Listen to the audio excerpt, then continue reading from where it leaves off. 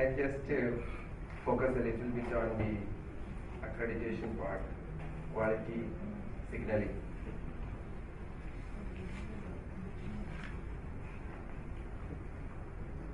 Accreditation is getting popular now as a recognition cum signaling mechanism.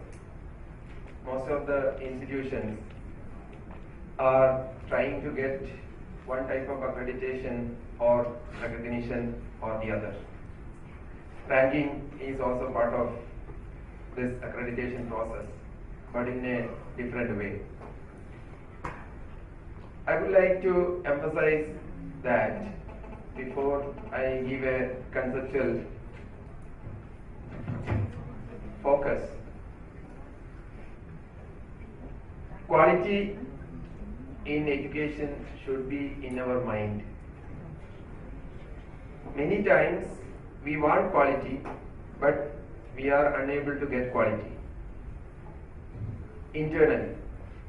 When that happens, we seek an external mechanism to get quality. Generally, there is a lot of resistance within the institutions for changing anything. Particularly faculty members, when faculty members are involved, it's extremely difficult to get things changed because at some point of time, all of us have been faculty members in some capacity if we are associated with educational academic institutions. We are happy with whatever we are doing currently and whatever way we are doing. So when we need to change, there is a lot of discomfort. That is why we all resist. When the higher management finds that it's very difficult to change things within the organization itself, one way is to somehow seek an external mechanism. And accreditation and ranking are in a way an external mechanism to also get things changed in the organization. Once we agree to go for accreditation or be part of the ranking, we need to produce data commensurate with the ranking scheme or accreditation. Therefore, willy-nilly, we have to change. And it may be easier once the faculty members agree to go for accreditation or to be part of the ranking. It may be easier for us to convince them, yes, these are the changes required. Because without these changes, we will not be able to do the accreditation or we will not get a good rank in the ranking scheme.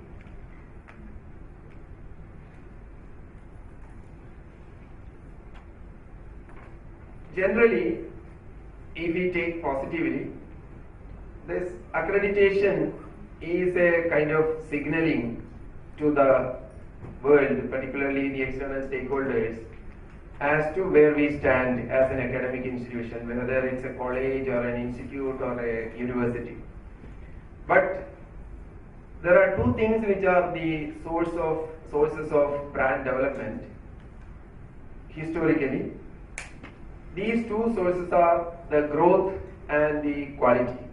If you understand how actually reputation builds, it can be even achieved without external accreditation, provided there is a leadership which can take the trouble of convincing the faculty, if needed, taking a firm step and agreeing to go forward.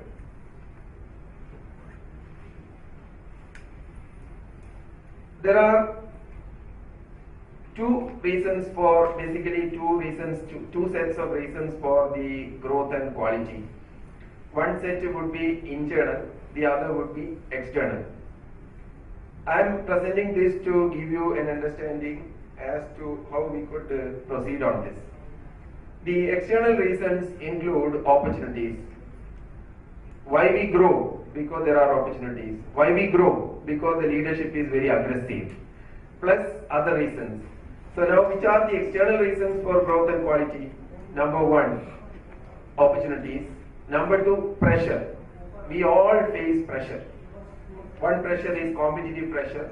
Second is from the stakeholders. It could be, say for instance, as an IIM, we would be facing a pressure from the public.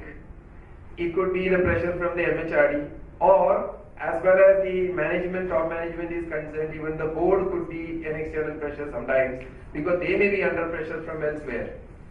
And then organization's tradition. For instance, a good organization will always have to keep itself good.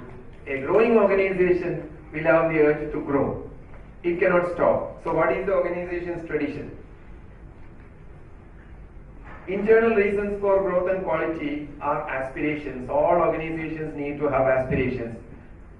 In fact, for a long time, Indian institutions could not make a big impact on the world because we did not have so much of global aspirations.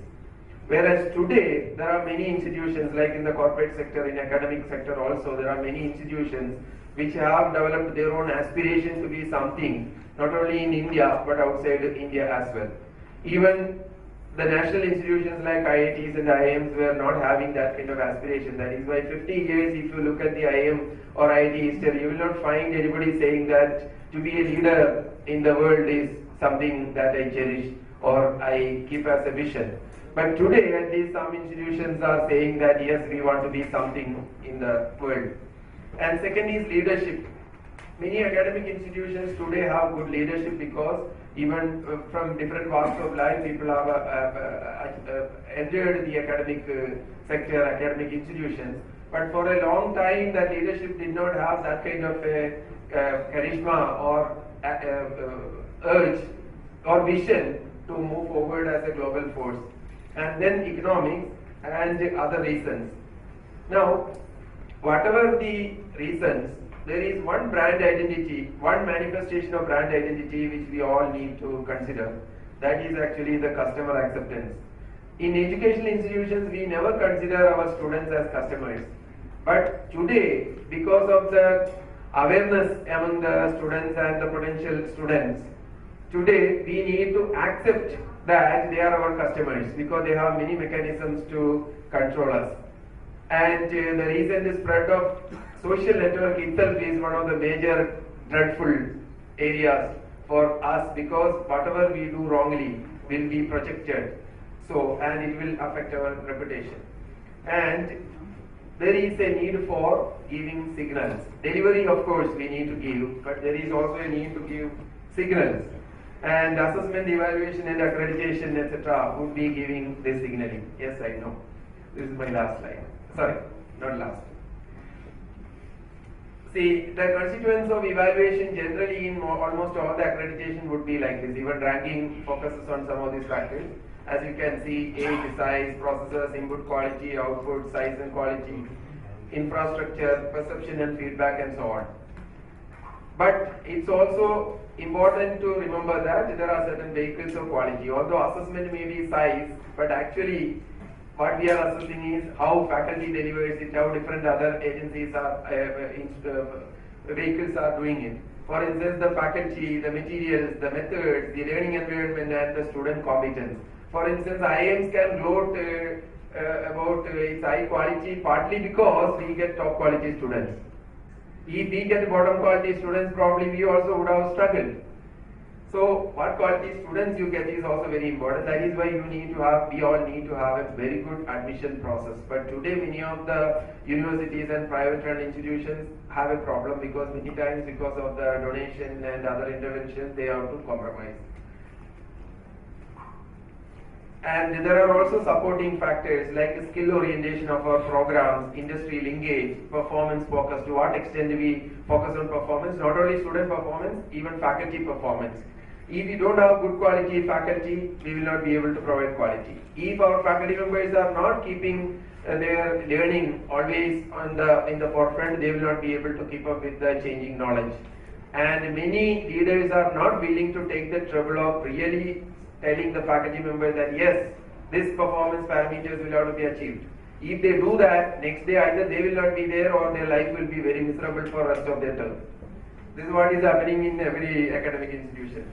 And academic discipline and the cost also matters. Many of the institutions may not be able to provide quality so much because they may not have the resources. Whereas for us, we get resources because of our high quality. And that self-propels. And this is the last word. Since it is internal organization that finally achieves quality, irrespective of the use of external accreditation or assessment, the key to achieving quality are internal actions. If external accreditation is achieved by managing facilitative factors specifically for the purpose, the actual quality profile of the institution will not change even if accreditation is achieved. I would like to show this also. This is the general accreditation framework followed internationally. That is, setting goals would be the first step generally.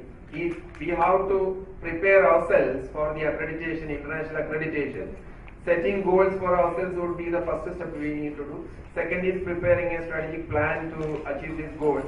Third is specifying the action. And fourth is implementation of our plan. And fifth is the review, which would be by the external accrediting agency. And finally improving, and then again re-entering the cycle. Thanks a lot.